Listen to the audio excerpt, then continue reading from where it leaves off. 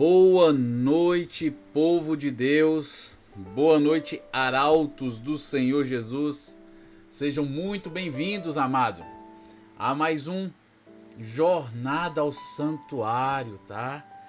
Essa mentoria que nós fazemos aí quinzenalmente, buscando glórias ao Senhor Jesus, aprender qual é a jornada, qual é o caminho, para que possamos chegar, alcançar o santuário e entrar dentro desse santuário, tá? Não é ficar só na porta olhando para ele, não é passar pela porta, entrar dentro dele, usufruir de todo o aconchego que existe dentro desse santuário. Louvado seja o Senhor, tá? Bem-vindos aí à jornada ao santuário. Andréia, boa noite, a paz do Senhor. Andréia, tá tudo ok aí? Fala aí pra mim se tá tudo ok. O som tá ouvindo direitinho? Tá travando, não tá travando, tá fluindo? Me dá um direcionamento aí, por favor. Vamos dar aquele tempinho, né? O cronômetro de 10 minutos que eu deixo aí, geralmente é para dar esse tempinho para todo mundo, né? Mas estamos em véspera de carnaval, mas isso não deveria ser um problema para quem quer aprender a palavra de Deus, aparentemente, né? Carnaval não deveria ser o problema. Na realidade, seria uma solução no sentido de que agora o cristão tem mais tempo, tem uns dias aí para descansar, para buscar mais a Deus, para dedicar, né? Sabendo que segunda, terça e quarta-feira vai poder ficar em casa aí relaxando, tranquilo, não precisa muita correria. Hoje é sexta, só é o início de um feriado aí prolongado, onde você poderia tirar um tempo de qualidade para buscar o Senhor, um tempo de qualidade para ter uma intimidade maior com Ele, aprender mais de Deus. Louvado seja o Senhor por isso. Eu já avisei para todo mundo, né, dos horários, passei lá, joguei no grupo. André, eu vi que você curtiu uma das mensagens que eu enviei lá, né? Através da transmissão, você recebeu e curtiu. Outras pessoas visualizaram, mas nem todas dá pra ver se viu ou não, tá? Mas eu estou aqui fazendo a minha parte para vocês, amém? Hoje a gente vai continuar meditando a respeito da palavra de Deus. Vamos continuar aí as mentorias falando a respeito dela. A gente já tem o que? A mentoria 2, 3, 4. A gente vai para a mentoria 5 falando a respeito da palavra de Deus. E possivelmente vai vir uma mentoria 6 aí também, viu? Onde nós continuaremos aí falando a respeito da palavra do Senhor.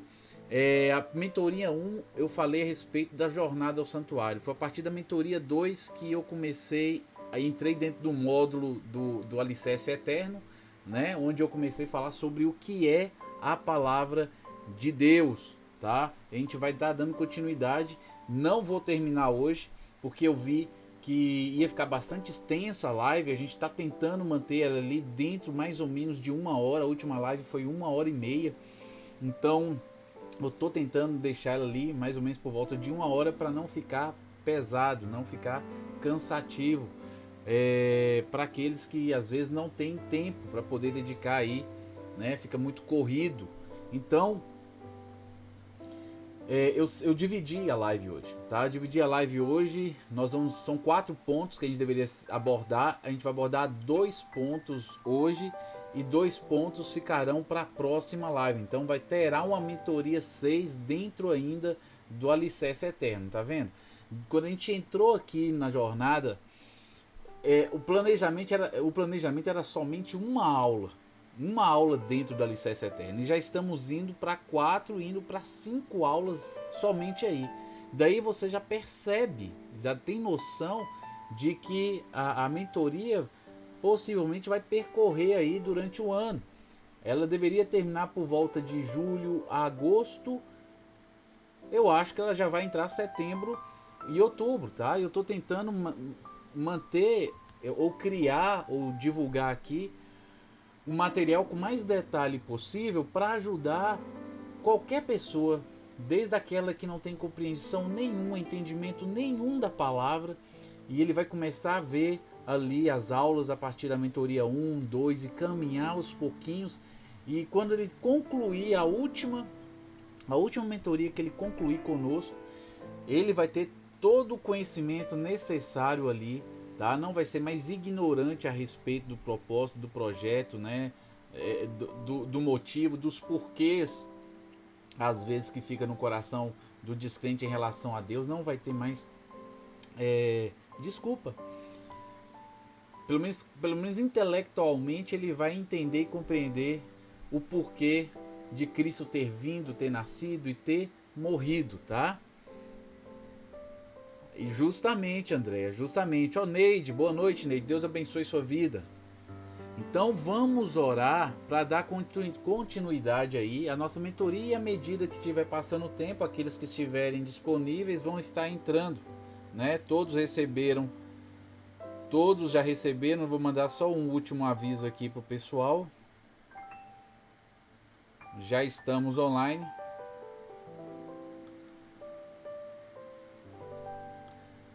Falta só você. Todo mundo aí vai receber porque eu mando pela lista de transmissão, tá? Mas é só para trazer mais um alerta para aqueles que estão aí incautos, tá? Amém? Vamos orar agradecendo a Deus, primeiramente pela oportunidade, pela vida, pela saúde, por estarmos aqui hoje, Ele ter permitido a gente estar aqui. Vamos orar agradecendo a Deus. Pai amado, aqui estamos, viemos humildemente, Senhor, lhe agradecer pelo cuidado que o Senhor tem tido para conosco. Obrigado, ó Pai, pelas providências que o Senhor nos concede no dia a dia, pelos livramentos dados, ó Senhor. Estamos aqui vivos, com saúde, porque o Senhor sempre tem nos guardado, nos livrado de todo mal, tem nos abençoado, ó Deus. Venha interceder, Senhor, pelas pessoas que estarão aqui conosco, por aquelas que não poderão estar por N motivos variados, que o Senhor sabe quais são. Que o Senhor venha estar assim trabalhando no coração daquelas que por algum motivo estão resistentes ao ensino, estão evitando receber o ensino. Sabemos que existem todos os tipos de pessoas. Que o Senhor tenha misericórdia dessas pessoas, venha quebrantar seus corações, venha criar neles, quem sabe, até mesmo curiosidade, para que possam ouvir e ter a oportunidade de entender, Senhor, o seu projeto, o seu propósito, aquilo que o Senhor preparou, Senhor, para a vida de todo aquele que se render total e completamente ao senhorio de Cristo. Abençoa aqueles que vão assistir a live depois, ó Deus. Que o Senhor venha estar abençoando, aperfeiçoando, enchendo com o Teu Santo Espírito, conduzindo para que eles possam crescer na graça, na estatura completa de Cristo Jesus, ó Deus. Venha, assim, gerar arrependimento naqueles que necessitam, Senhor. Venha ter um encontro pessoal com cada um deles por meio de Cristo. Tenha misericórdia de nós, pecadores. Somos falhos, imperfeitos, necessitamos da Tua graça, necessitamos da Tua ação, Senhor. Sem Ti nada podemos fazer. Quero apresentar essa live, esse momento de estudo.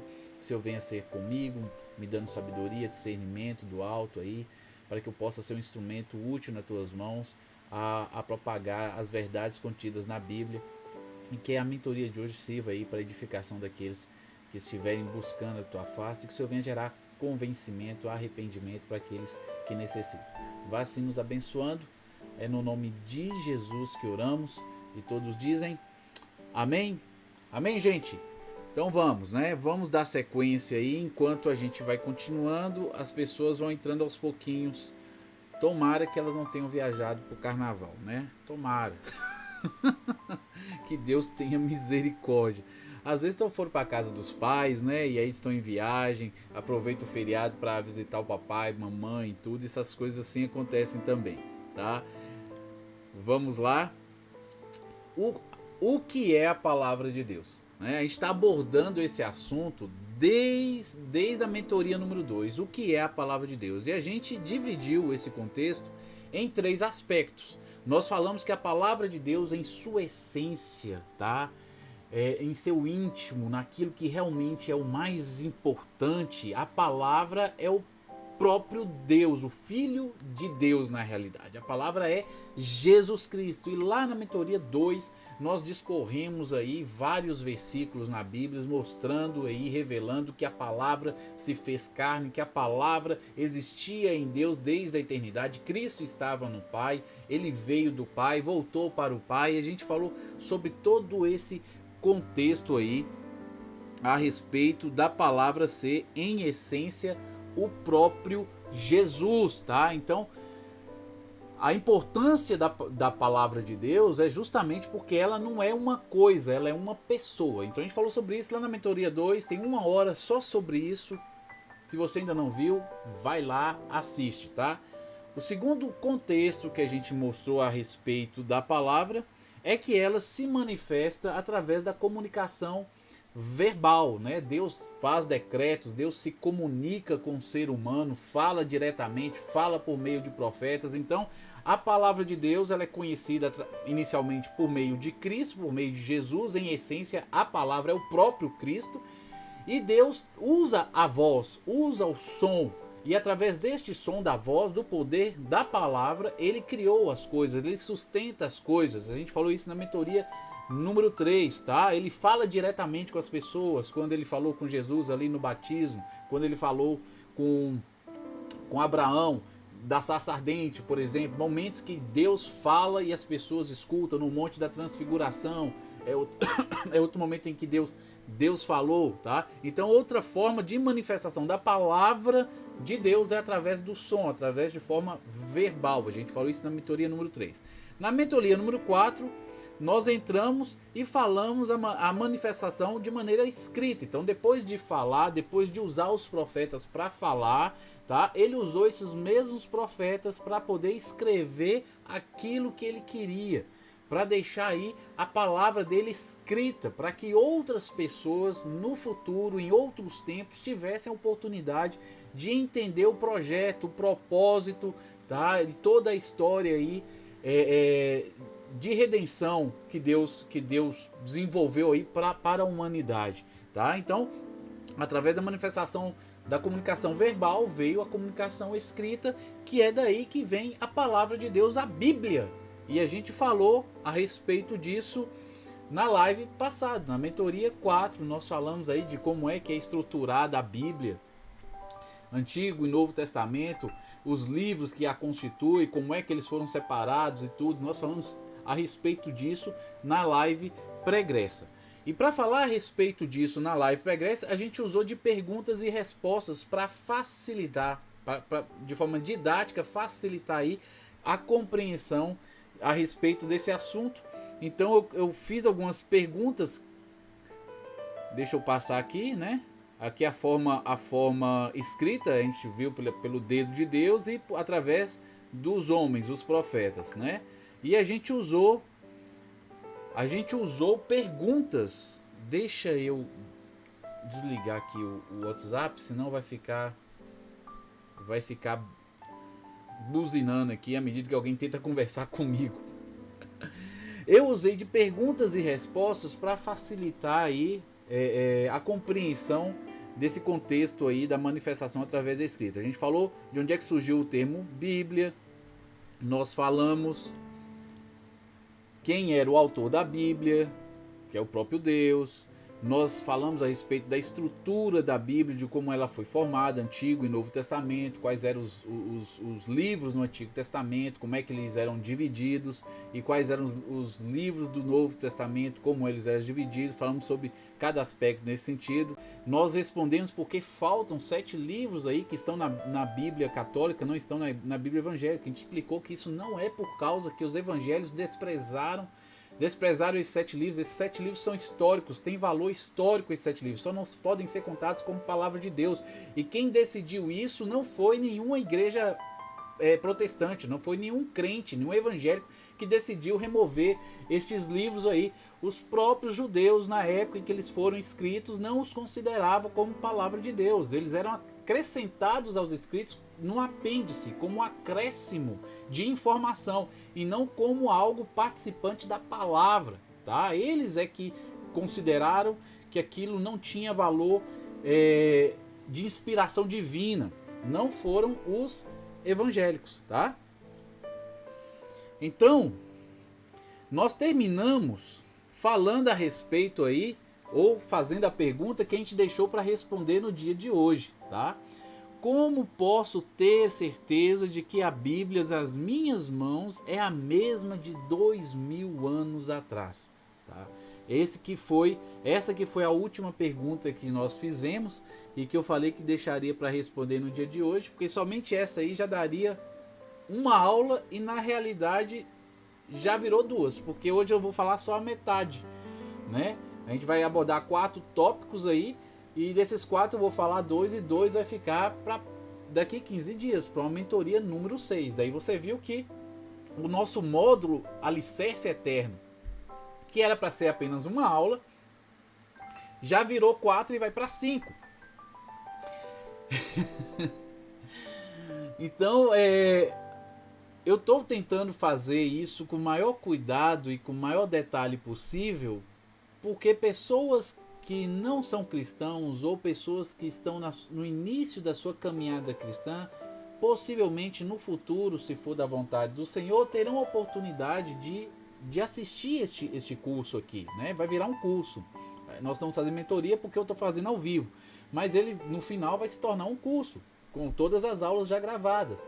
Então eu quero deixar esse conteúdo preparado para qualquer pessoa, seja ela entendida ou não, que esteja no início da fé ou não, a pessoa até mesmo que não tenha tido um encontro pessoal com Cristo, qualquer pessoa tem a oportunidade de assistir às aulas e aos poucos ir compreendendo este projeto de Deus, o propósito de Deus, né?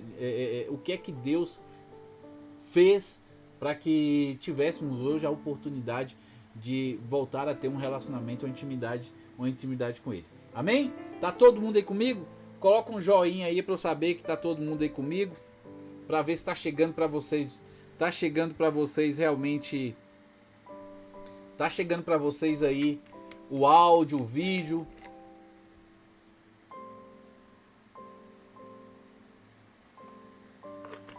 Tá todo mundo aí? Coloca um joinha aí para eu saber que vocês estão comigo.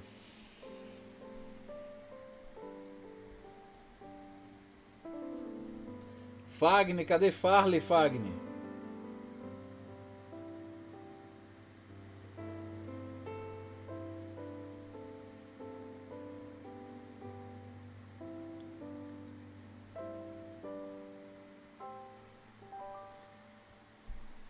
Cadê Farley, Fagner?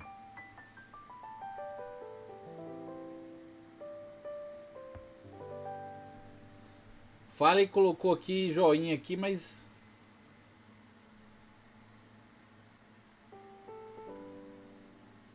tô mandando uma mensagem aqui para ele. A Andrea me respondeu agora. Amém. Amém. Então vamos, ok. Vamos dar continuidade então, tá? Então isso que nós vamos responder hoje. Começar a responder hoje, tá? Ok, tranquilo. Deixa eu só desligar aqui o... Farley tá no ensaio da igreja. Ah, tá, tranquilo. Tudo bem. Vamos então prosseguir falando a respeito disso aí. Então, para responder, como posso ter a certeza de que a Bíblia nas minhas mãos é a mesma de 2000 anos atrás, a gente tem que olhar para o aspecto do propósito de Deus, tá? Primeiro aspecto que a gente vai abordar aqui para ver que realmente a Bíblia que está aqui hoje nas nossas mãos, a gente pode confiar que ela é a palavra de Deus.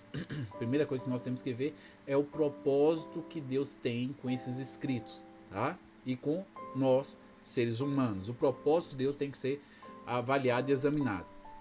Segundo ponto é as provas da inspiração divina, provas e evidências de que esta palavra, de que esses escritos são inspirados por Deus, tá? Evidências que mostram, indícios que mostram de que esses escritos não são meramente humanos, não são ficção, não vem de uma mente única e exclusivamente humana, tá? A gente vai abordar esse contexto aí de dar evidências que demonstram para você uma inspiração divina neste livro. A autenticidade das cópias dos manuscritos, como esses manuscritos eram feitos, né? A quantidade deles, a gente vai estar abordando esse contexto aí no tópico C. E no D, o último, tá? A gente vai falar a respeito da importância do descobrimento dos manuscritos do Mar Morto, tá? para jogar por terra qualquer tipo de dúvida a respeito se a Bíblia era confiável ou não, se a Bíblia que estava em nossas mãos era realmente a palavra de Deus ou não. Deus usou os manuscritos do Mar Morto, tem cerca mais ou menos de 100 anos aí que eles foram descobertos, para poder jogar por terra qualquer cético que estivesse ali debatendo e não reconhecendo a autenticidade no sentido da segurança que há da Bíblia ser realmente o que é em nossas mãos. Deus assim usou os manuscritos manuscritos do Mar Morto para poder sepultar qualquer tipo de ceticismo que houvesse a esse respeito ali, tá? Então a gente vai abordar hoje a letra A e a letra B, o propósito de Deus e as provas, as evidências de que há inspiração na palavra de Deus, tá? Falou, hoje tem fala o que tá falando, até o que? André falou, às vezes fica com muito fita cassete rápido e volta de mas está dando para assistir. Glória a Deus, melhorou. Gente, hoje aparentemente a internet não tá boa. Não é culpa minha em si. Eu acho que é da conexão de internet mesmo, tá bom? Vamos lá. O propósito de Deus, tá? A Bíblia, como a encontramos hoje, é a mensagem de amor para a humanidade. A Bíblia, como encontramos hoje, é a mensagem de amor de Deus para a humanidade, onde ele expõe o seu eterno projeto de trazer todas as coisas em Cristo Jesus e revela o significado da cruz, o porquê de Jesus ter morrido. É a Bíblia que vai explicar todo esse processo, todo esse projeto, tá? Demonstrando com isso o cuidado, o zelo, o amor que Deus tem para conosco. Sabendo desse contexto, de que a Bíblia é esta carta de amor à humanidade, será que Deus não tem poder para conservar sua palavra? Este Deus da Bíblia que criou todas as coisas do nada com a palavra do seu poder e as mantém ainda funcionando, existindo nos dias de hoje, será que este Deus todo-poderoso, onisciente, que sabe todas as coisas, pode fazer qualquer coisa, ele não tem poder para interferir na história e conservar a sua palavra a fim de nos dar a oportunidade de conhecê-lo e conhecer o seu projeto e assim ter a oportunidade de se arrepender e ter um encontro pessoal com Cristo? Será que Deus não tem poder para isso? Tá? É isso que você tem que raciocinar e pensar. O propósito de Deus se refere a isso. Deus tem propósito com a sua palavra. Sem a sua palavra, dificilmente teríamos a oportunidade de sermos salvos. Porque nós conhecemos a verdade através dela. Jesus não está aqui andando conosco hoje. Tá? Hoje existe a igreja e os irmãos, mas os irmãos não saberiam como viver. Eles nem mesmo creriam, porque a fé vem pelo ouvir a pregação da palavra. Se não há exposição da palavra, se não há estudo da palavra, como vai se pregar a palavra para que alguma pessoa possa crer, possa se arrepender e crer, tá? Então há uma necessidade aí de se conservar esta palavra. E Deus o fez durante todos estes séculos, tá? Amém? Então Jesus disse: examinais as escrituras, porque vós cuidaste nelas a vida eterna, e são elas que testificam de mim. Jesus estava ali falando com alguns judeus que estava perseguindo, e ele virou para esses judeus e fez uma ironia: vocês examinam as escrituras, porque vocês querem receber a vida eterna através das escrituras. Aí ele termina: no entanto, essas escrituras testificam de mim e vocês estão contra mim. Tá? Então Jesus está ali repreendendo os judeus que o perseguiam, falando que as escrituras apontavam para ele. Vocês têm as escrituras, as consideram como palavra de Deus, buscam aprendê-la para poder conquistar a vida eterna de alguma maneira, mas essas escrituras apontam para mim, falam de mim, testificam de mim, e vocês não estão crendo em mim. Tá? Jesus nos deixaria este alerta de que encontraríamos o conhecimento sobre ele nas escrituras se as mesmas não fossem conservadas até os nossos dias? Jesus pediria, ordenaria que a gente estudasse a palavra, permanecesse na palavra, se esta palavra não fosse legítima? Há algo impossível de Deus fazer? Há algo impossível de Deus fazer? Está escrito: ainda que houvesse dia, eu sou, e ninguém há que possa fazer escapar das minhas mãos. Agindo eu, quem impedirá? Se Deus agir, quem é que vai impedir? Se Deus quis conservar como Ele conservou, louvado seja o Senhor, sua palavra, quem é que iria impedir passar por cima de Deus? Tá? Em outro lugar está escrito: uma voz diz, clama. E alguém disse, que hei de clamar? Toda a carne é erva, e toda a sua beleza como a flor do campo. Seca-se a erva e cai a flor, soprando nela o Espírito do Senhor. Na verdade, o povo é erva. Seca-se a erva, o povo morre, e cai a flor. Tá? Ele está falando justamente que o tempo passa, as pessoas morrem. Porém, a palavra de nosso Deus subsiste eternamente, permanece para sempre. Até porque a palavra de nosso Deus é o próprio Jesus, tá? E Jesus não pode ser destruído. Ele morreu para assumir a nossa punição que exigia a morte. Mas Deus o ressuscitou dentre os mortos, aceitando assim o seu sacrifício, tá bom? E aí, ressurreto depois de morto, ele ascendeu para o lugar onde ele estava antes, à destra de Deus o Pai. E Deus deu todo o poder e toda a autoridade a ele novamente. Hoje ele está lá do lado do Pai intercedendo por nós. Mas ele não é mais aquele ser humano fraquinho, aparentemente fraquinho, que andava aqui, que se sujeitou e sofreu tudo ali por amor. Hoje ele está no mesmo pé de igualdade do Pai, ao lado direito do Pai, exercendo a autoridade e poder que o Pai entregou para ele. E Paulo escreve que em Cristo Jesus habita a plenitude da divindade. Deus, o Espírito Santo, Deus, o Pai e Cristo são um, e hoje ele tem todo o poder novamente que ele tinha desde a eternidade, antes dele vir e abrir mão momentaneamente, se esvaziar, no sentido de não exercer a sua divindade de maneira evidente e clara, para assumir assim a nossa natureza e se colocar no nosso lugar. Mas depois de morto, ressurreto, assunto ao céu, ele agora está na posição de Deus diante do Pai. Tá? Ele não é mais meramente um ser humano ali.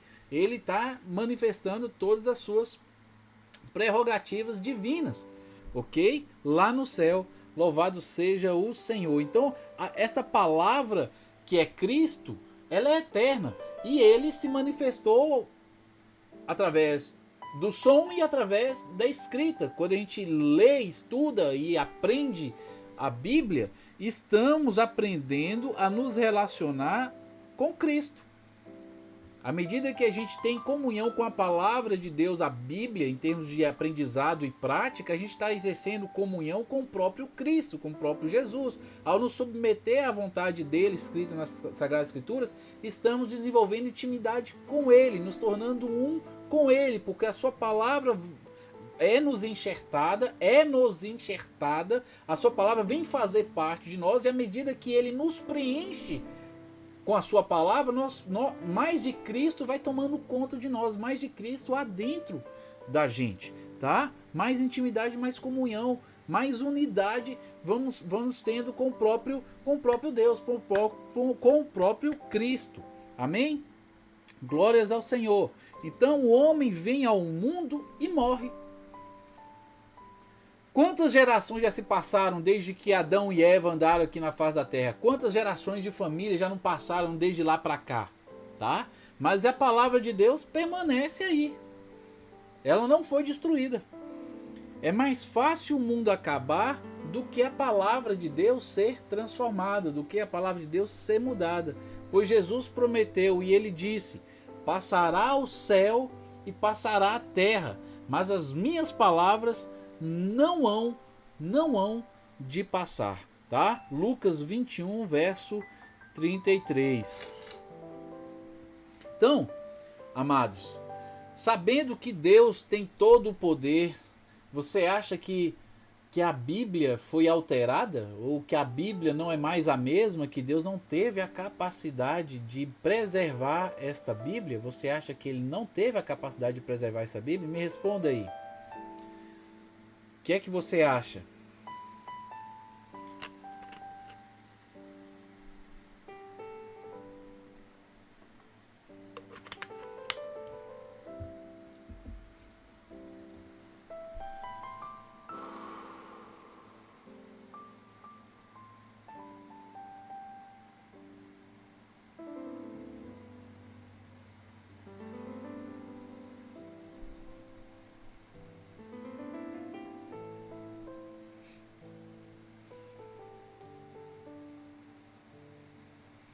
Eu diminuí um pouco o tempo, porque eu fiquei com medo, eu tava colocando um tempo de resposta ultra rápido, eu tava com medo que você tá puxando, eu coloquei e tá demorando mais para chegar até vocês. Acho que demora uns 10 a 15 segundos para que aquilo que eu falei chegue a vocês. Não tá automático, tá? Tá demorando um pouco mais. Então, talvez vocês estão sentindo que tá demorando alguma coisa, mas é por causa disso, tá? Porque eu coloquei mais devagar para não exigir tanto da live e assim ela não cair, tá? Então eu pergunto e leva uns 10 a 15 segundos para vocês ouvirem. Eu falo com vocês e demora de vocês ouvirem aí, tá? Eu tô segurando aqui, dando um tempinho justamente para... Aí, André respondeu, já tem uns 5 segundos, 6 que ele respondeu aqui. Ele preserva até hoje, pois sua palavra é fiel e verdadeira. Tá bom? Fagner colocou, ele tem sim essa capacidade de manter, sim. Deus pode qualquer coisa e todas as coisas, tá, gente? Eu não vou fazer muitas perguntas porque eu sei que tem esse delay de 10 a 15 segundos para vocês ouvirem. E aí depois disso vocês ainda vão escrever, vão pensar e escrever. Então a gente vai perder aí mais ou menos 1 minuto se eu ficar esperando a resposta de vocês, tá? Então eu vou estar dando continuidade. Às vezes eu vou perguntar, mas eu não vou parar para esperar a resposta. Vocês podem responder na hora que eu fazer a pergunta, depois eu leio, tá? Mas eu não vou esperar a resposta para não causar aí um atraso na live, tá bom? Então a gente vai agora para o tópico B, o segundo tópico, as provas, as evidências da inspiração de Deus. Deus, por sua misericórdia, deixou evidências aí na palavra de Deus para nos ajudar a crer. Eu lembro que eu precisei dessas evidências no início. Eu precisei dessas evidências para poder desenvolver a minha fé, tá? Para poder lutar contra as dúvidas, até mesmo para poder lutar contra a inclinação da carne que queria que eu não acreditasse na Bíblia, não acreditasse em Deus. Eu já tinha acreditado, em Jesus eu já tinha acreditado, mas eu tinha resistência em acreditar na Bíblia. A Bíblia eu tinha uma dificuldade nisso. Então essas evidências que nós vamos abordar agora me ajudaram a perceber que a palavra de Deus dava sinais, a Bíblia dava sinais de que ela era realmente sobrenatural, que ela provinha possivelmente do próprio Deus, tá? E a gente vai abordar essas coisas aqui, tá? Antes disso, vamos ler aqui que a gente vai abordar aqui o contexto da sua inerrância, né? Que a Bíblia, ela intrinsecamente dentro dela não há contradições na Bíblia. A sua unidade, a coerência no seu desenvolvimento, né, do Antigo Testamento até o Novo Testamento, de Gênesis e Apocalipse, você vê que tem coerência. A gente vai abordar um pouco, falar um pouco sobre isso. E por fim, falar a respeito das suas profecias, tá? O primeiro tópico, sua inerrância, a gente enxerga e percebe isso ao ler os 66 livros que foram produzidos no período de, em média, de 1500 anos por cerca de 40 autores diferentes, sendo que cada um deles viveu num lugar diferente, em época diferente. Alguns foram contemporâneos, alguns chegaram a viver na mesma época, mas muitos deles nunca se viram, nunca conversaram um com o outro, tá? A Bíblia, durante esse período, até os nossos dias, ela passou por rigorosas investigações e escrutínios, principalmente dos céticos, dos ateus que queriam desacreditá-la. quando eles se levantavam tentando mostrar algo que aparentemente era errado, era falho, Deus por sua misericórdia, levantava ou fazia algo que jogava por terra aquela dúvida, tá? E nós vamos ver isso à medida que a gente estiver avaliando aí. Isso porque ela é inspirada, é o que está escrito lá em 2 Timóteo. A Bíblia é inspirada, ela é o livro de Deus, como está escrito lá em Isaías capítulo 34, no seu verso 16, tá?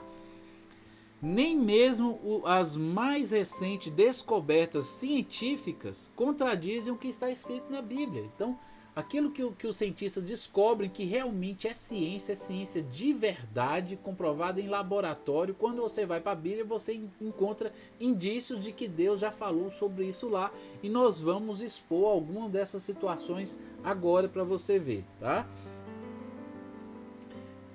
Exemplo, o ciclo hidrológico, né? Que é o ciclo da chuva. A chuva cai, vai para os rios, dos rios volta para o mar, aí evapora e vai para as nuvens, e aí forma juntamente de novo, chove de novo, a água cai. Então existe um ciclo hidrológico.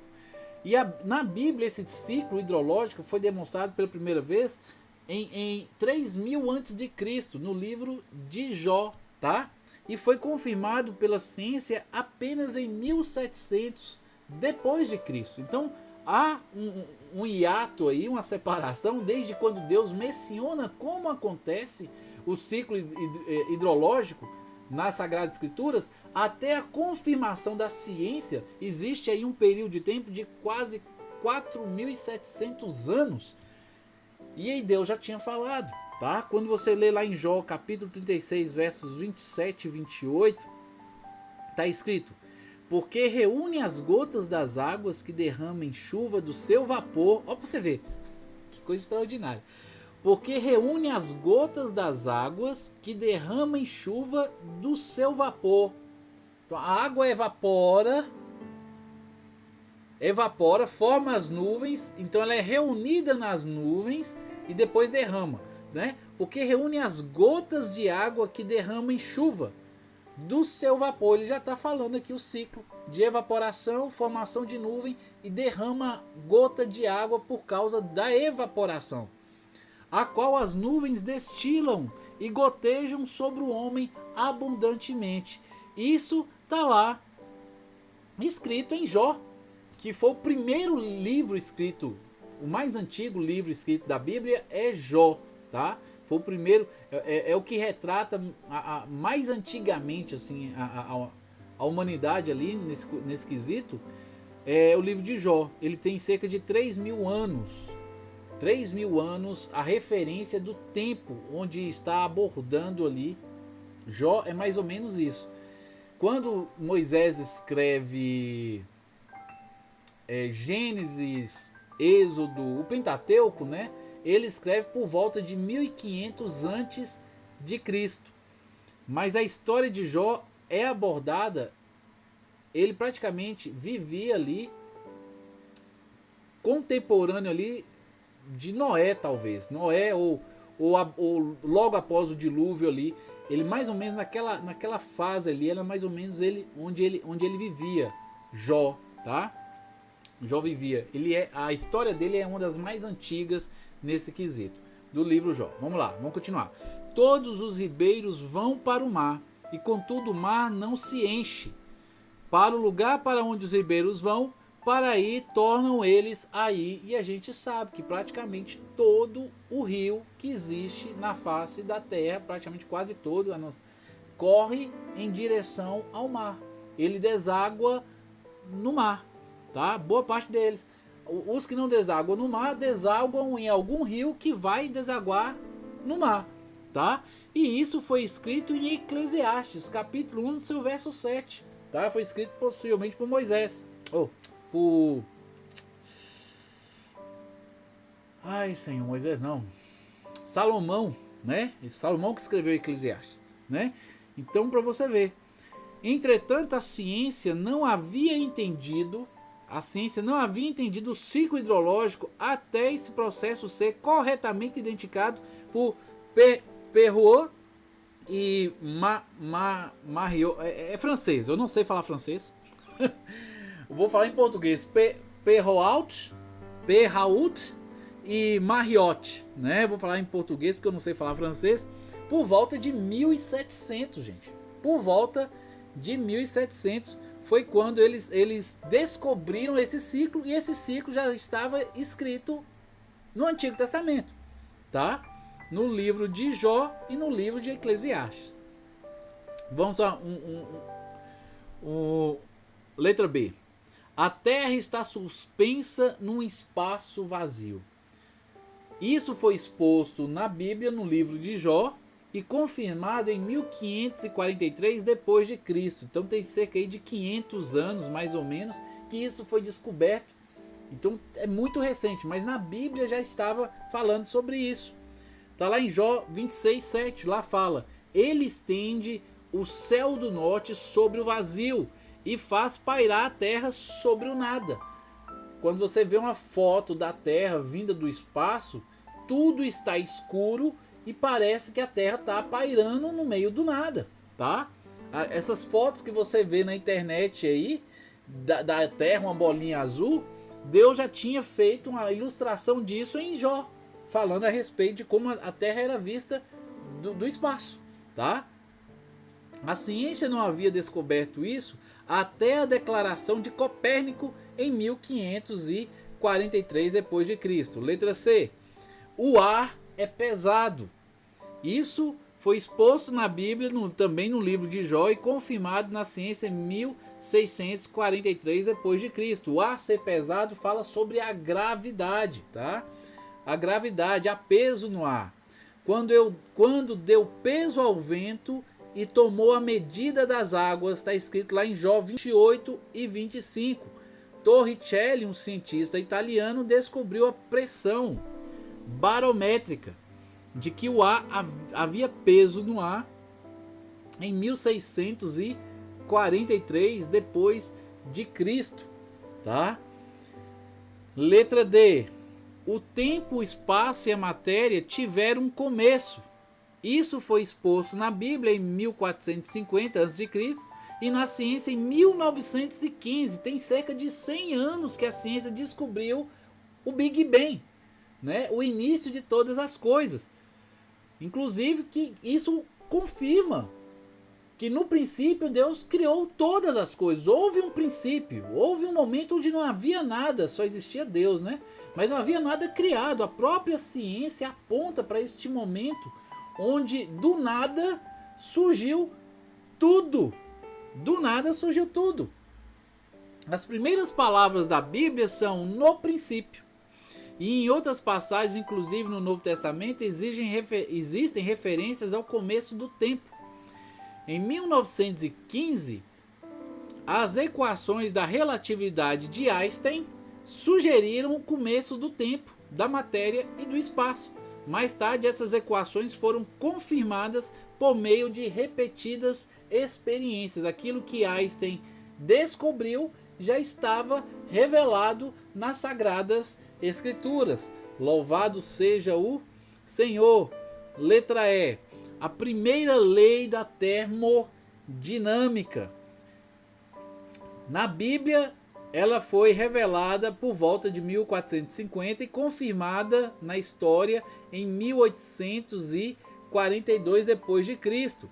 A lei da conservação da energia indica que a matéria e a energia não podem ser criadas por homem, por nós seres humanos, tá?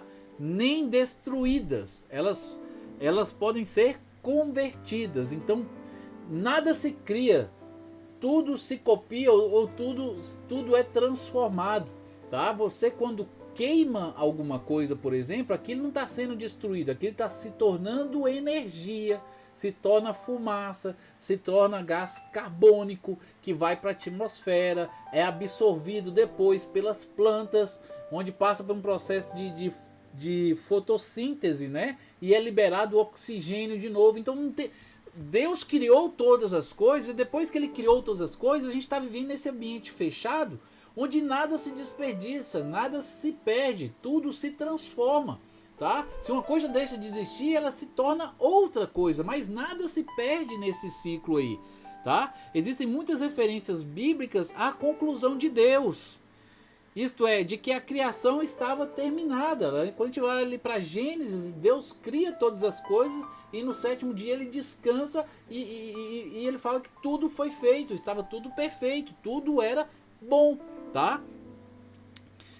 Isso aponta para a conclusão de todas as coisas ali em Gênesis e também em vários outros versículos que eu não vou estar citando aí, tá aí para vocês olharem para a Bíblia depois, tá? Lá em Salmos 148 verso 6 tem, em Isaías 40, 26 tem, em 2 Pedro de 3 a 7 fala a respeito disso, Hebreus também. Então, Joule e Meyer, independente um do outro, fizeram experiências separadas sem saber que um estava fazendo e o outro estava fazendo, fizeram a descoberta no mesmo ano. E ela ficou conhecida hoje como a primeira lei da termodinâmica, que nada é criado, tudo é transformado, tá bom? As coisas se convertem em outras coisas, nada é criado em si. F. A segunda lei da termodinâmica, exposto na Bíblia 1000 a.C. e confirmado em 1850 d.C. O que é que fala a segunda lei da termodinâmica? Geralmente conhecida como a lei da entropia, essa lei afirma que todas as coisas passam de um estado de ordem para um estado de desordem, dentro de um sistema fechado, que é o nosso planeta Terra, sem que haja um input de energia intencional. Então, exemplos, as coisas se estragam. Se você pegar uma televisão, pegar uma bicicleta, parar de andar nela, encostar ela lá na sua casa, ou então colocar ela lá no quintal, debaixo de um pé de manga, qualquer coisa assim, deixar ela tomar chuva, passarinho cagar em cima dela e tudo mais, aí você volta depois de um ano e olha para essa bicicleta que está lá parada, você vai ver que ela vai estar mais nova, ela vai virar uma motocicleta. A bicicleta está lá parada, passou 10 mil anos, aí ela vai virar uma motocicleta com o tempo? É isso que acontece? É isso que acontece? O que é que vai acontecer com a bicicleta? Me dá uma resposta aí.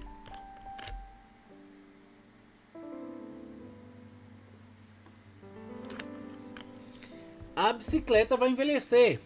A segunda lei da termodinâmica é uma das evidências fortes contrárias à evolução das espécies, tá? Porque com o tempo a gente não amadurece, não cresce, não desenvolve não, a gente vai perdendo. Se você olhar para a Bíblia, no início a humanidade vivia muitos anos de vida, tá? Mas olha para quantos anos nós vivemos agora.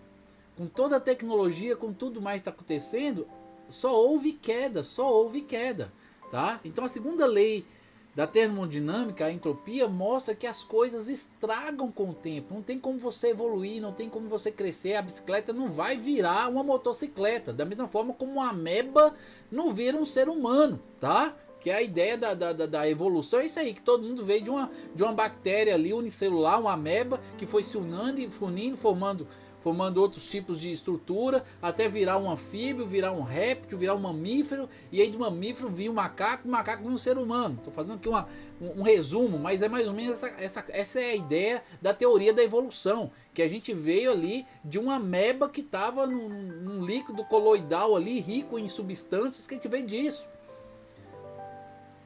Não existe isso, gente. O que demonstra é que tudo acaba com o tempo. Olha aí pro seu corpo. Você tava novo, você tá crescendo, tá amadurecendo. Daqui a pouco você tá velho, mochibento, tudo cai. A gravidade joga tudo para baixo. Você tá entendendo? As rugas aparecem, cabelo branco, ó. Cabelo branco começa a aparecer. Eu não tô ficando mais bonito com o tempo, não. Eu tô envelhecendo. É a lei da entropia agindo, tá? Ela existe por causa do pecado, possivelmente. É ele que promove toda essa destruição. Porque o pecado veio, contaminou, e o que era para ser eterno se tornou perecível, se tornou corrupto, né? Até o tamanho nosso diminui. Então as coisas se estragam, as molas se desenrolam, as estrelas desaparecem, o calor se dissipa e as matérias se tornam impuras com o passar do tempo, tá? Lá em Salmos 102, 25, 26 está escrito: desde a antiguidade fundaste a terra, e os céus são obras das tuas mãos. eles perecerão, mas tu permanecerás. Todos eles, como uma veste, envelhecerão. Então, o céu passa, a terra passa, mas Deus permanece para sempre. Amém? Glórias ao Senhor Jesus. Então, lá em 1850, essa segunda lei da termodinâmica foi descoberta e demonstrada por Clausius, um cientista que descobriu aí esta realidade, esta verdade que a Bíblia já havia revelado em Salmos 102. Amém? Vamos aqui para a última evidência que eu vou colocar, científica, apontando aí para uma inspiração divina. A Bíblia não é um tratado científico. Deus não criou a Bíblia para explicar coisas da ciência. Mas se a ciência descobre alguma coisa, e essa alguma coisa é verdade, e essa alguma coisa estiver sendo referenciada na Bíblia de alguma maneira, a Bíblia vai falar e vai estar de acordo com aquela verdade científica. Tá? A ciência verdadeira não é contrária à Bíblia, ela confirma a Bíblia. Tá? Ela confirma a Bíblia. Então, o código genético foi exposto na Bíblia em Gênesis, lá em 1450 a.C., e foi confirmado na ciência em 1735. Em Gênesis, Deus já fazia a referência à especificidade da espécie de cada animal. Tá? Somente anos depois é que se descobriu essa classificação, e foi aí desenvolvida aí por Carolus Linnaeus. Olha, tínhamos um pouco conhecimento sobre a classificação básica das espécies até Carolus Linnaeus desenvolver um sistema para a classificação dos organismos usados ainda hoje. O componente mais fundamental desse sistema é a reprodução básica das espécies. Ele dividiu cada conjunto de seres que existem na face da Terra, seja do reino animal, seja do reino vegetal, e os classificou do reino, filo, classe, família, gênero, espécie. Tá? Ele fez uma escala, e para cada uma dessa escala ele foi colocando e foi dividindo e foi particularizando cada um até chegar na espécie. E aí ele percebeu que cada espécie é única, tem características únicas que a definem e coloca ela dentro da classificação de espécie. E aí na hora que você vai lá para a Bíblia, você vai ver que Deus criou cada animal segundo a sua espécie, cada planta segundo a sua espécie, cada ave segundo a sua espécie. E isso aí, essa classificação foi descoberta por Linnaeus em 1735, foi quando ele organizou e percebeu que aquilo que já estava na Bíblia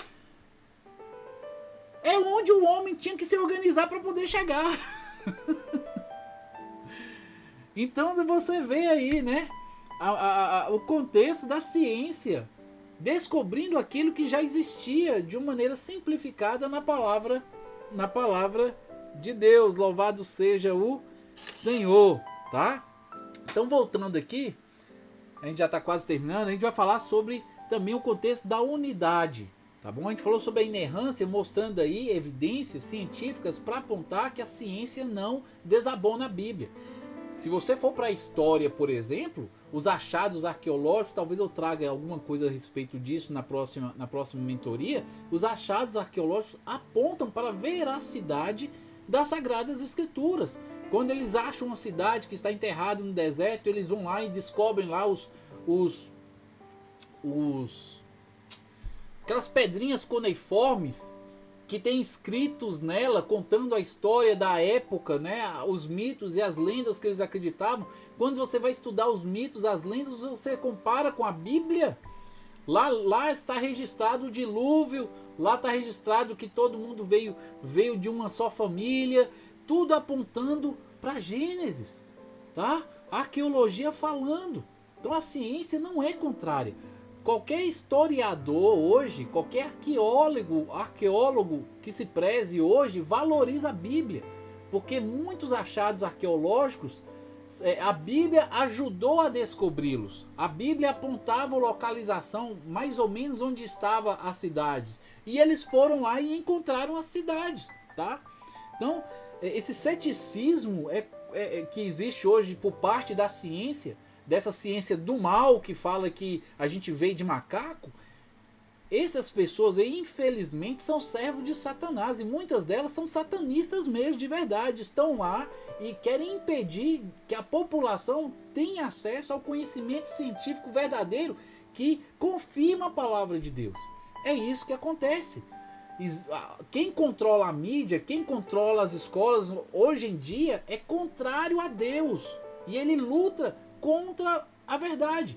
E por isso propaga a mentira, para dificultar os seres humanos de entenderem que Deus existe, que a Bíblia é a verdade e que o Deus da Bíblia é o único Deus verdadeiro. E ele amou e ama essa humanidade e enviou seu filho para morrer por nós. Então eles tentam de qualquer maneira sepultar e enterrar essa realidade aí, para que as pessoas não tenham oportunidade de salvação. É isso que ocorre. Tá? É isso que ocorre. E a gente, como igreja, tem que estar preparado para instruir, tem que estar preparado para ensinar, tem que estar preparado para justamente mostrar essas coisinhas que eu estou mostrando aí para o cético, para aquela criança, aquele adolescente que está aprendendo lá em biologia, que eles vieram do macaco, que eles não dão abertura para poder crer no criacionismo. Aí você vai lá e mostra, não, moça, a ciência verdadeira vem de Deus. E a Bíblia não é contrária à ciência verdadeira, não. A Bíblia confirma a ciência. Na realidade, a ciência confirma a Bíblia. E mostrar esses exemplozinhos que eu estou dando aqui para a pessoa, para ela perceber que a ciência e a Bíblia caminham juntas. Quando a ciência fala algo que a Bíblia não tem, é porque a Bíblia se calou e não falou, tá? Mas não é porque existe contradição, ok? Então, em relação à sua unidade, em relação à unidade da palavra de Deus, a gente está tentando responder por que a gente tem que confiar que a palavra de Deus, a Bíblia que está nas nossas mãos nos dias de hoje, ela é confiável, ela é a mesma de 2000 anos atrás. Por que a gente tem que confiar nisso? Por causa da sua unidade.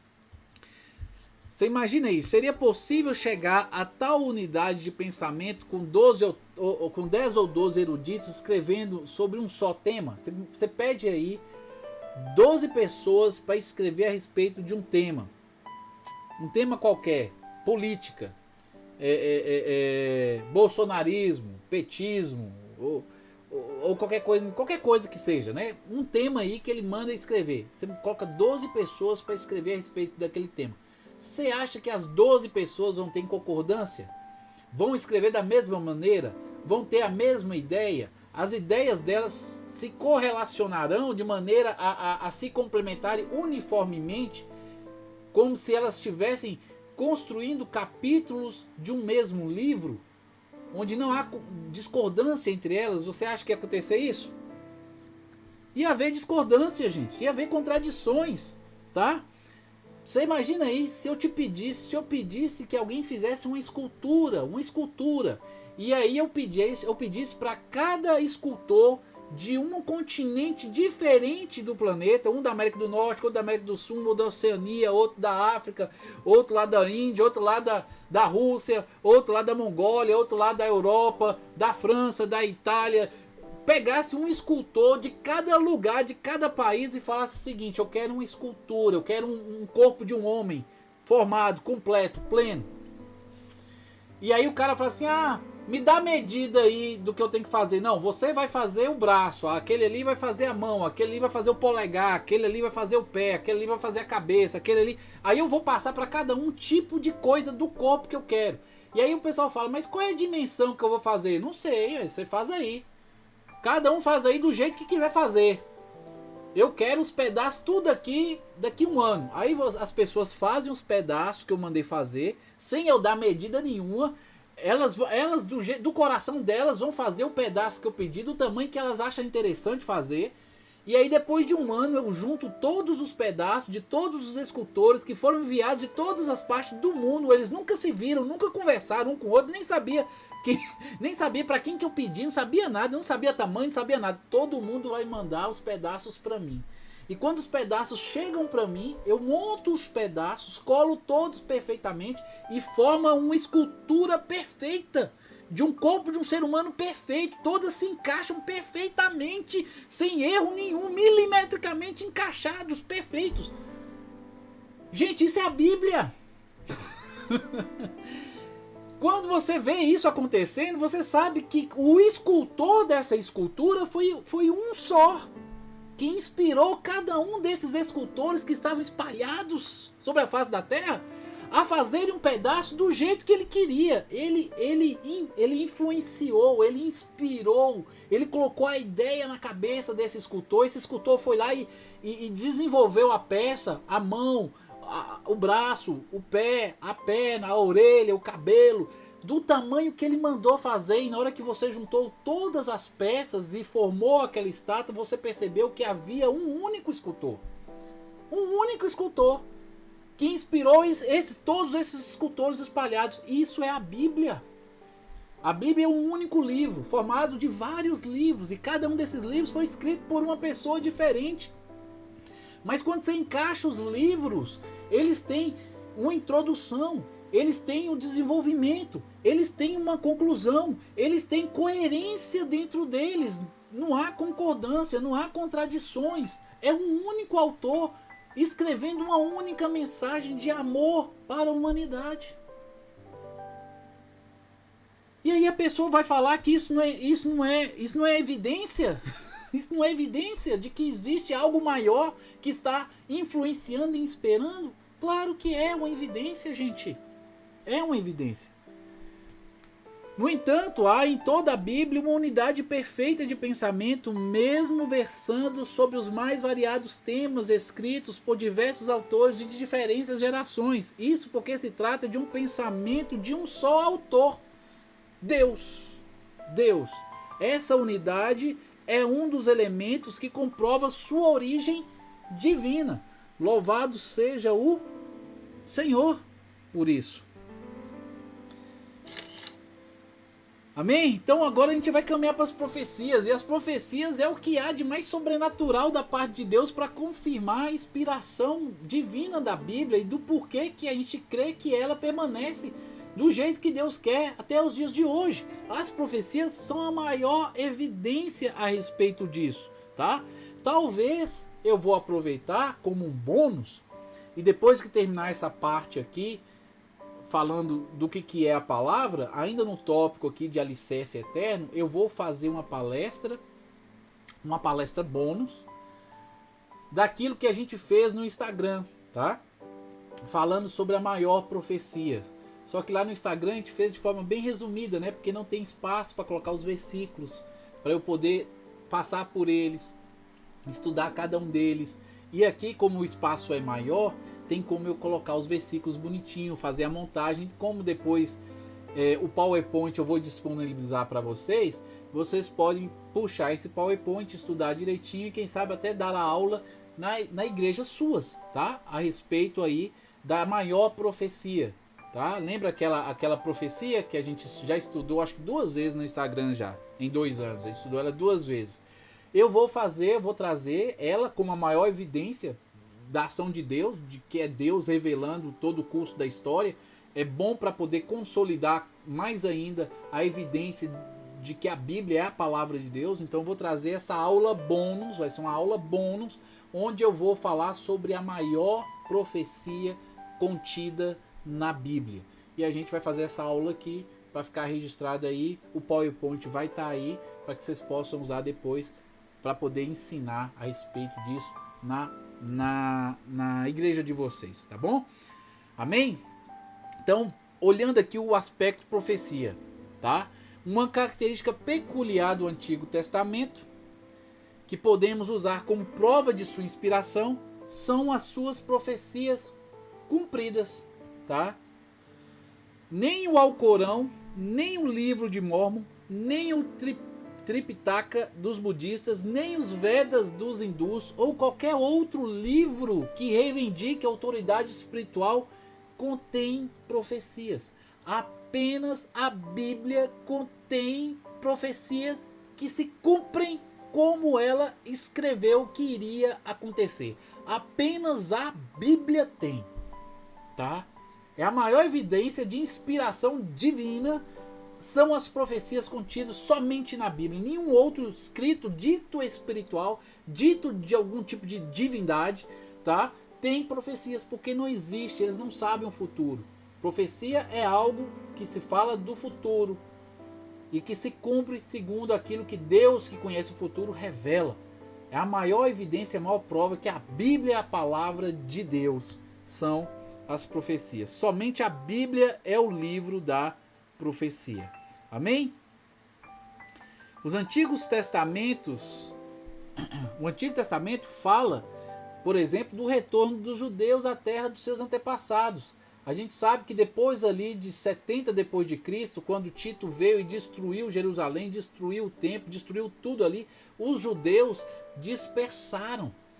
Eles já haviam sido dispersos, as 10 tribos, quando a Assíria invadiu o reino do norte e levou em cativeiro as 10 tribos. As 10 tribos foram dispersas, só sobraram 2 tribos, Judá e Benjamim, que formou o Israel daquela época, tá? Onde havia Jerusalém e havia o templo. Depois que Jesus morreu, 70 anos depois, o César daquela época enviou o general Tito, que destruiu Jerusalém, destruiu o templo de Jerusalém. E todos os judeus foram dispersos ali. Só que cerca de 50, 70 anos atrás, todos esses judeus se reuniram de novo no Oriente Médio e da noite para o dia, através de um tratado, acho que é Tratado de Latrão, se não me engano que é o nome, Israel voltou à existência através de uma assinatura de um tratado. E o Estado de Israel voltou a existir. E isso está profetizado no Antigo Testamento, em Jeremias 31, 17, Ezequias 11, Ezequiel, né? Eu falei Ezequias. Ezequiel 11. Ezequiel 11, 17. No capítulo 36, 24, no capítulo 37, 21, todas essas referências aí fala da restauração de Israel no fim dos tempos. Essa restauração aconteceu cerca de 70 anos atrás. É mais uma evidência que a gente está vivendo o tempo do fim, porque era no tempo do fim que iria ocorrer a restauração de Israel, e houve já a restauração de Israel, tá? Depois de mais de 18 séculos de diáspora, perseguições e ameaças de extinção, Israel revive como um país soberano e membro das Nações Unidas, desafiando toda a lógica e argumento humano. Isso sem contar, né, as inúmeras profecias referentes a Cristo, a outros povos e a diversos fatos da história aí, tá? Aqui só está fazendo uma alusão.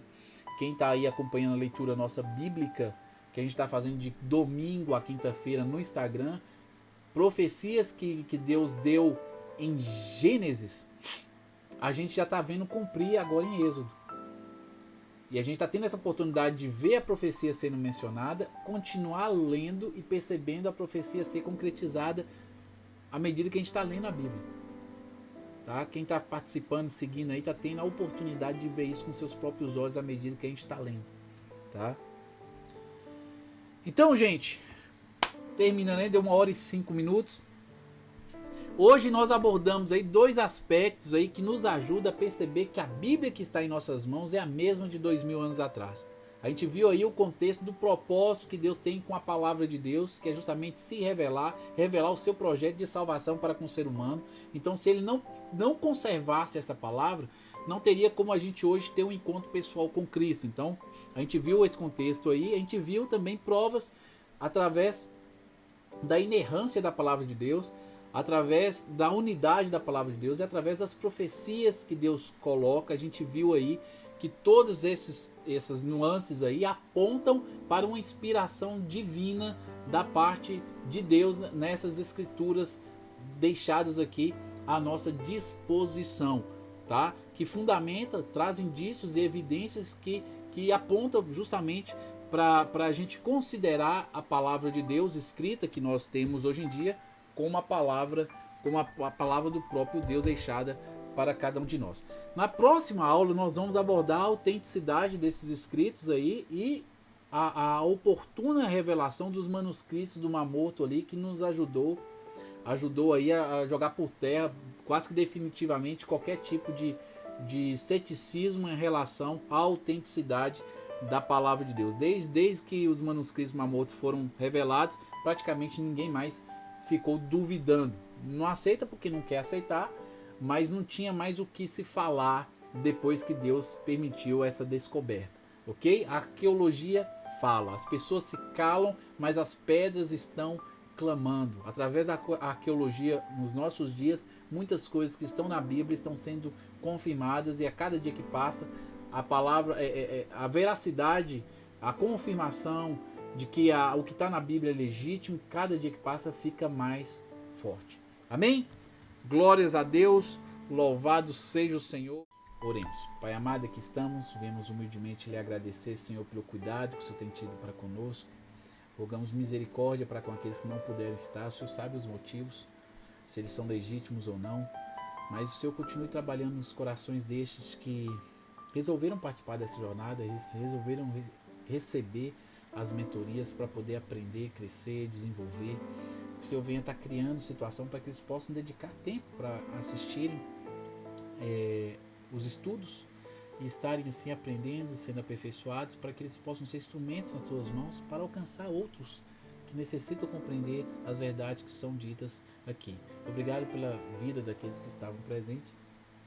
O Senhor abençoe cada um deles, os fortaleça, os firme cada vez mais sobre a rocha, lhes dê força, ânimo, graça, assim como os demais que não puderem estar aqui também. Se porventura algum dos que vão assistir essa live não tenha tido encontro pessoal contigo, Deus vai usando essas evidências para que eles possam perceber que a Bíblia é a sua palavra, é a sua vontade, é o seu projeto. A Bíblia é a sua mensagem, a carta de amor que o Senhor escreveu para que pudéssemos entender que estamos distantes e o Senhor nos quer de volta. Cria a oportunidade para arrependimento, para que haja salvação, Deus.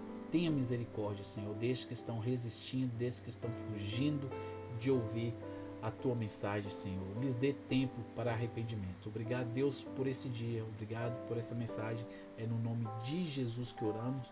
E todos dizem amém. Amém, gente? Glórias ao Senhor. Eu vejo cada um de vocês, tá? Na próxima live daqui 15 dias. Daqui 15 dias. Quando é que vai ser a próxima live? Vai ser no dia 3. Dia 3, tá? No dia 3 nós teremos a nossa próxima live. Espero vocês lá na próxima live, viu? Um grande abraço. Nos vemos pelo Instagram, tá? Nas leituras diárias, quem estiver participando. Se não, vejo na igreja, quem estiver aqui comigo aqui na igreja. Ou se não, vejo vocês na live ao vivo, para quem estiver na live ao vivo daqui 15 dias. Um grande abraço, Deus abençoe, muito obrigado por tudo. Fui!